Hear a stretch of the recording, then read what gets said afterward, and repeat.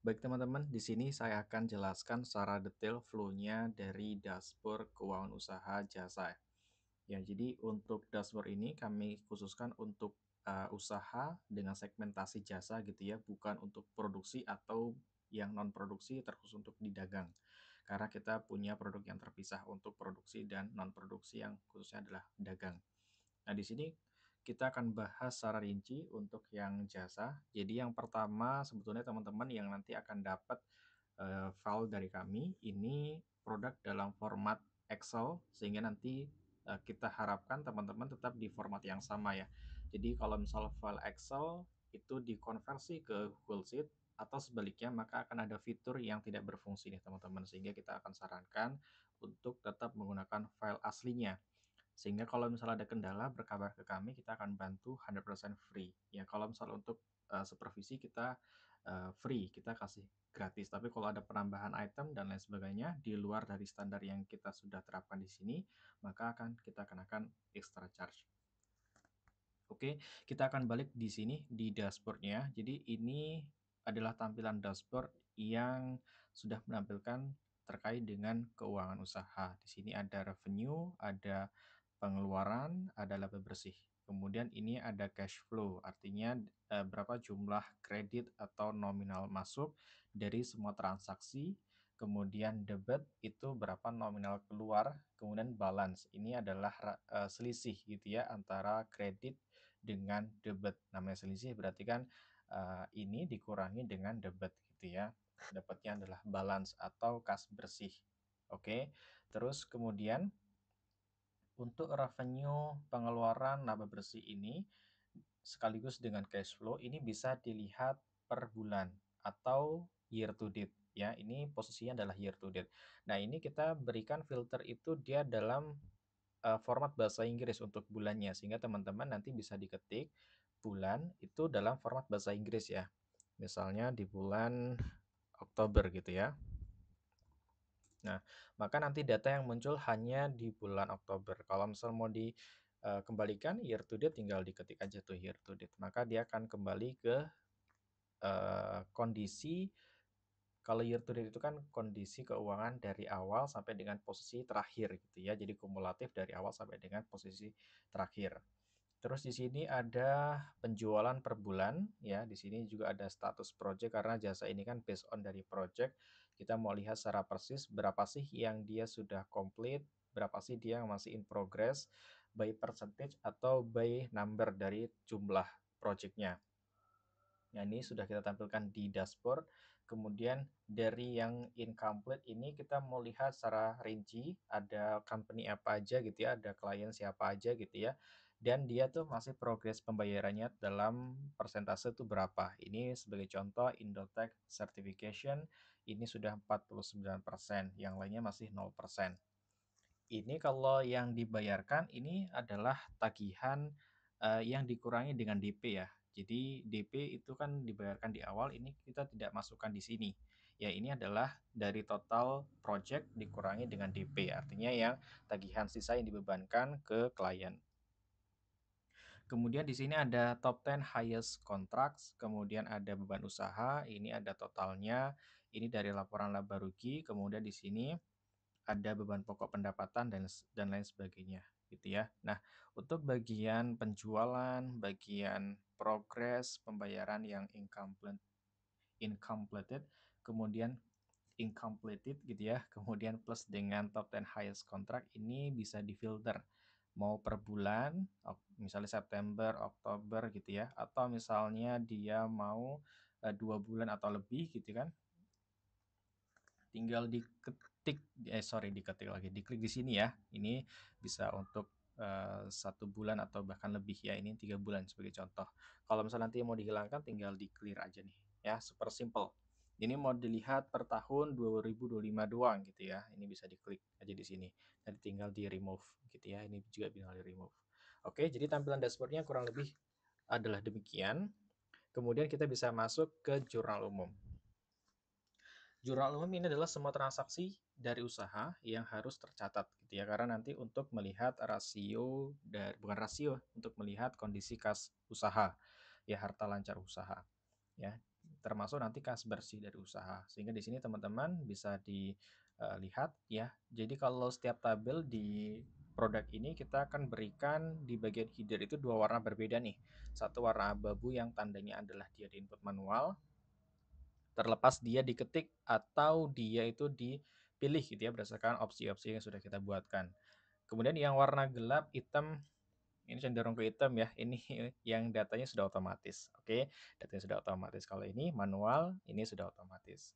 Kemudian di sini tanggal itu cukup diketikkan angka, kemudian 3 kata pertama setiap bulan, format dalam bahasa Inggris, kemudian langsung tahun kayak gini ya, simple.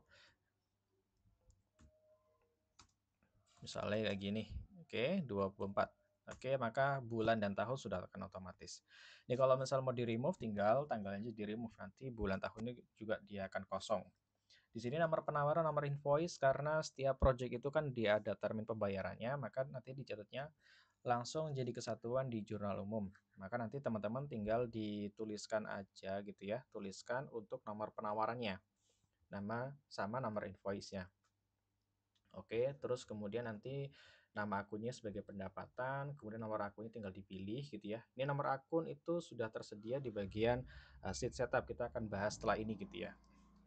Di sini ada nama akun nih sudah otomatis, kemudian nanti deskripsinya apa nih, misalnya pembayaran termin ke-1, kedua, dan lain sebagainya.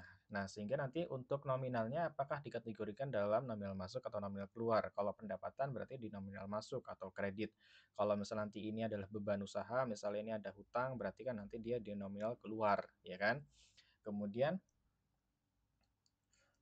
di sini nanti teman-teman bisa tahu secara persis ya dari kondisi kas harta lancarnya ya, harta lancarnya. Nanti ini berdasarkan akun ya. Sorry, ini nanti per bulan. Ini ada per bulan. Oke, nanti bisa tahu secara persis berapa balance-nya untuk transaksi yang sudah berjalan.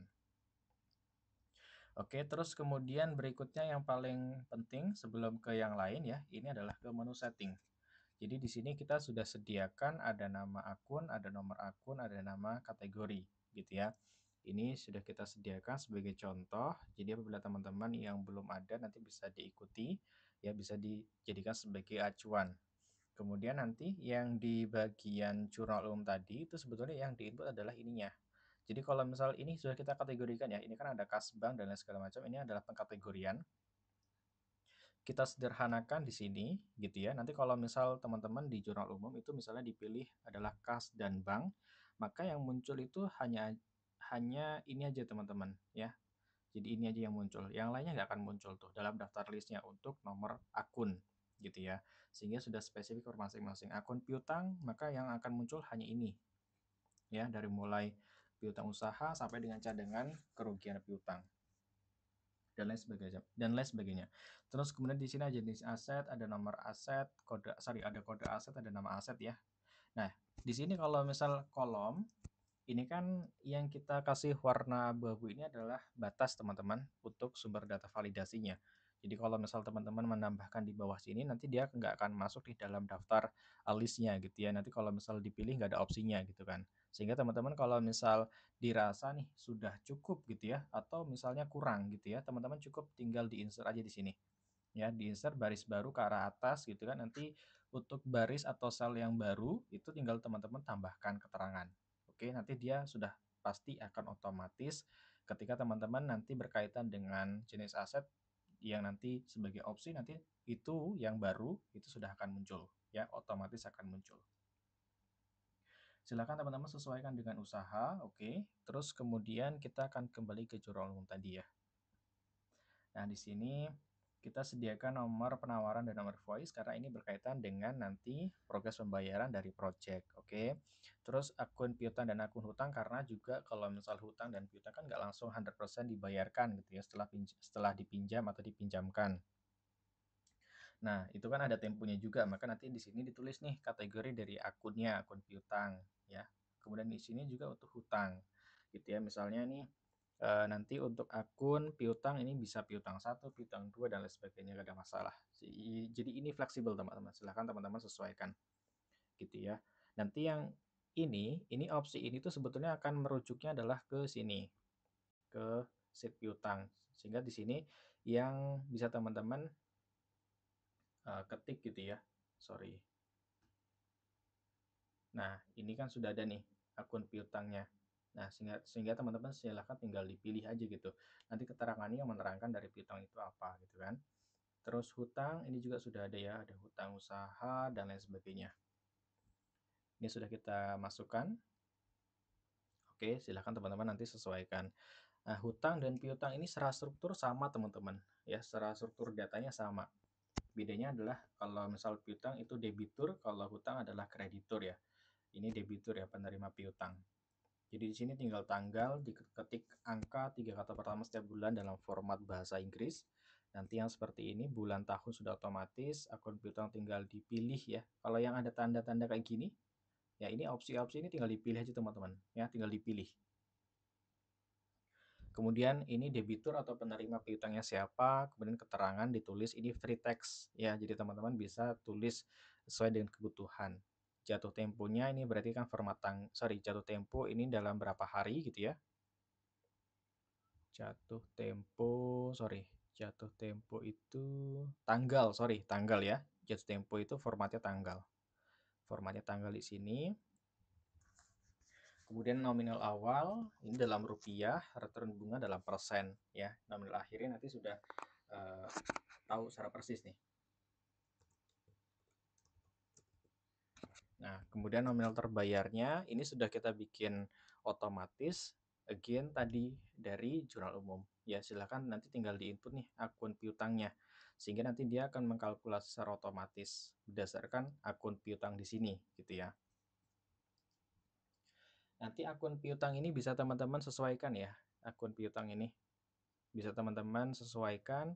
Jadi teman-teman bisa atur itu sendiri sesuai dengan kebutuhan. Nanti di data validasi di sini gitu ya. Nah, teman-teman bisa rujuk di sini. Nah, yang kita ambil tuh di sini nih. Hanya ini doang. Nanti kalau misal mau bikin yang lain tuh boleh. Jadi di sini tinggal disesuaikan aja gitu. Nanti kalau sudah tinggal di OK. Oke, jadi nanti silakan disesuaikan. Kemudian nanti untuk hutang juga sama. Secara struktur itu sama ya, bedanya di sini adalah kreditur. Oke. Kemudian nah di masing-masing tabel ini dari mulai jurnal umum itu kan tadi ya kita sudah sediakan ada tabel pivot seperti ini termasuk di piutang dan hutang. Nah, karena ini file Excel, jadi kalau ketika teman-teman sudah input data, misalnya sudah banyak di sini, dia nggak akan otomatis nih, akan muncul di sini. Dia tidak akan otomatis, tapi perlu one step nih teman-teman. Caranya adalah dengan refresh all. Nah, ini adalah tabel pivot, pilih salah satu aja gitu ya. Nggak harus di semua sheet nanti di-update gitu, nggak perlu. Cukup satu tabel pivot ini aja misalnya sebagai contoh. Kemudian ke atas nih teman-teman, ke pivot table analyze. Kemudian dilakukan refresh all. Ya, ketika nanti refresh all, maka semua sheet yang lain juga ya, yang ada tabel pivotnya ini yang ditampilkan di dashboard, dia akan sudah update otomatis sesuai dengan data inputan terakhir ya. Kalau di refresh ya, kalau di refresh ini itu hanya tabel yang dipilih ya. Tapi kalau tabel yang lainnya enggak tuh, dia enggak akan otomatis update sehingga perlu untuk refresh all. Jadi one step ini bisa untuk update otomatis semua sheet yang lain juga. Kita sudah berikan panduannya juga di sebelah kanan. Teman-teman kalau misalnya lupa nanti bisa baca lagi di sini gitu ya. Ini sebagai panduan. Kemudian aset dan depresiasi ini ada kode aset tinggal dipilih, 6 asetnya nanti sudah akan otomatis muncul again. Kode asetnya rubahnya di mana? Rubahnya di data setup ya. Sehingga data setup itu teman-teman harus sesuaikan dengan aktual usahanya. Kemudian jenis asetnya ini bisa dipilih, tanggalnya, tanggal pembelian ya. Ini bulan tahun sudah otomatis. Nominalnya berapa? Umur manfaatnya itu berapa tahun? Kemudian nilai akhir residu itu kalau misal karena ini perhitungannya adalah dengan metode garis lurus sehingga di sini adalah mengkategorikannya adalah dengan membagi dengan berapa lama dari umur manfaat aset itu sendiri gitu ya. Misalnya ini umur manfaat aset adalah 5 tahun, maka dengan nilai 0 ya, ini artinya adalah nanti di tahun kelima maka aset ini nilai residunya itu sudah tidak ada tuh. Kita ibaratkan sebagai nol. Tapi kalau misal teman-teman ada misalnya kalkulasinya di sini masih ada nih angkanya gitu kan untuk nilai aset sampai tahun kelima gitu kan. Nanti silahkan ditulis aja gitu karena nanti akan mempengaruhi untuk bagian kalkulasi di setelahnya. Tapi kalau kita biasa garis lurus itu menghitungnya adalah oh aset ini dengan umur manfaatnya berapa lama sih bisanya? Oh sampai dengan 5 tahun. Berarti diasumsikan nilai residu sampai tahun kelima, tahun terakhir itu pasti dia akan nol. Itu sebagai perhitungan yang memudahkan ya, memudahkan untuk dalam mencatat depresiasi dari aset itu sendiri. Terus depresiasi per tahun ini sudah terkalkulasi, kemudian umur berjalan, itu silakan diketik manual dari masing-masing asetnya, kemudian akumulasi depresiasi, kemudian nilai residu dari aset, kemudian depresiasi per bulan ini sudah ada semua. Nah, terus sebelah kanan ini berdasarkan nama aset dan berdasarkan jenis aset nih untuk depresiasinya. Nominal ya, nominal depresiasi. Teman-teman bisa filter based on dari bulan atau tahun. Ya, nggak ada masalah. Kemudian pendapatan based on dari project, tanggal projectnya kapan, tenggat waktunya ini hari, jatuh temponya ini sudah otomatis, bulan ini berdasarkan tanggal project ya, bulan sampai tahun. Kemudian ada nomor penawaran, ini yang sama tuh di jurnal umum tadi ya. Jadi kalau misal ada update progres pembayaran, maka di jurnal umum juga dicatat nih untuk nomor penawarannya. Kemudian ada nama pelanggan, ada nama perusahaan, ada kota, ada nama project, ada harga dasar atau DPP, ada additional fee, ada PPN. Sehingga di sini adalah total nominal project. Kemudian ini dalam juta rupiah, sorry dalam million ya. Kemudian ini DP-nya. DP ini di sini kita buatnya adalah 50%. Sehingga nanti teman-teman bisa sesuaikan ya. Kalau misalnya nominalnya tidak 50%, tinggal diganti aja di sini teman-teman angkanya. Oke, terus tagihan sisa ini adalah tagihan yang dari nominal project sudah dikurangi dengan DP yang artinya dibebankan oleh klien yang masih perlu untuk ditagihkan karena belum dibayar. Kalau DP ini kan biasanya sudah dibayar ya. Kemudian nanti dimonitor nih dari tagihan sisa ini berapa yang sudah terbayar nih sehingga nanti nominal sisa yang belum terbayar itu berapa di sini. Nah, ini ada progres pembayarannya by percentage dan by bar jadi lebih enak untuk secara visualnya. Kalau misalnya nanti dia sudah lunas artinya nanti status projectnya dia sudah komplit. Ya, di sini sudah ada data summary-nya semuanya based on dari project, kemudian top project terbesar gitu kan, ada pendapatan per bulan, ada top 10 client, ada revenue per kota misalnya kan kita mau mapping karena tadi kami masukkan untuk kota juga nih gitu ya untuk di identitas dari klien atau dari company. Terus kemudian di sini ada status klien yang belum lunas gitu kan. Nanti kita mau lihat berapa sih progresnya per masing-masing yang belum lunas itu gitu kan nanti bisa dimonitor. Terus di sini ada status project nih dari yang komplitnya berapa, dari in progressnya berapa sehingga totalnya yang sudah berjalan itu berapa gitu ya. Terus berikutnya di sini ada data klien.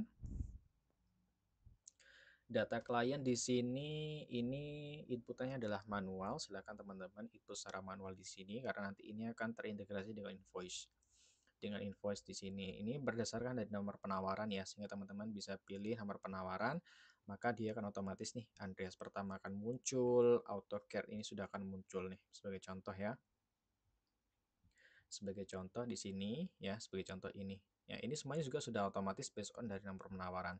Ya, misalnya ini adalah nah, misalnya begini. Ya, ini Andreas Pratama segala macam ya. Jadi nanti seperti ini dia akan muncul secara otomatis. Oke, jadi kurang lebih seperti itu teman-teman untuk fitur yang ada di dashboard keuangan usaha jasa ini. Jadi hopefully bisa sangat membantu untuk kondisi keuangan, apalagi perkembangan usaha jasa teman-teman. Kita sudah buatkan di sini lebih rinci gitu ya, sudah ada dengan laporan laba rugi dan laporan neraca, sehingga teman-teman bisa buat acuan. Ketika teman-teman sudah punya standar, tinggal nanti teman-teman sesuaikan aja di sini gitu ya, untuk nomor akun dan lain sebagainya. Nanti kalau misal dirasa kurang atau misalnya untuk perlu dihapus, teman-teman cukup nih di sini, ketik di sini aja teman-teman. Ya, di sini di blok aja di sini gitu ya. Atau kalau misal secara keseluruhan begini gitu ya. Nah, cukup sampai ini aja nih, batas per batas ya, sampai batas ke batas. Nanti kalau sudah tinggal di insert atau delete gitu ya. Di delete misalnya begini, delete. Nanti yang kemana nih? Jangan ke kiri kanan ya, tapi ke atas atau ke bawah. Nah, gini nanti sudah pasti dia akan terhapus tuh. Gitu ya. Kalau misal insert juga sama ya, tinggal di insert, pilih yang cell di sini, nanti ke arah bawah. Pasti ada dua baris yang sama persis, dia akan muncul. Jadi nggak akan mempengaruhi juga menu-menu di sini, gitu ya. Jadi jangan blok di sini, tapi bloknya cukup di sini, di batas sampai dengan batas. Oke, jadi saya kira demikian. Apabila teman-teman masih ada yang bingung dan perlu untuk diskusi dengan kami akan bantu. Dan sejauh tidak merubah atau menambah item, kita akan berikan secara gratis dan tidak terbatas dengan WA, tapi kita juga bisa sediakan dengan Google Meet atau Zoom Meeting, dan itu benar-benar gratis. Tinggal nanti kita akan buat kesepakatan di hari apa, di jam berapa, nanti kita bisa jadwalkan untuk diskusi secara langsung, secara virtual dengan teman-teman. Terima kasih sudah menonton video ini, video panduan ini. Saya harap teman-teman bisa mengerti lebih detail terkait dengan produk kami, dan produk kami bisa lebih bermanfaat lagi. Terima kasih.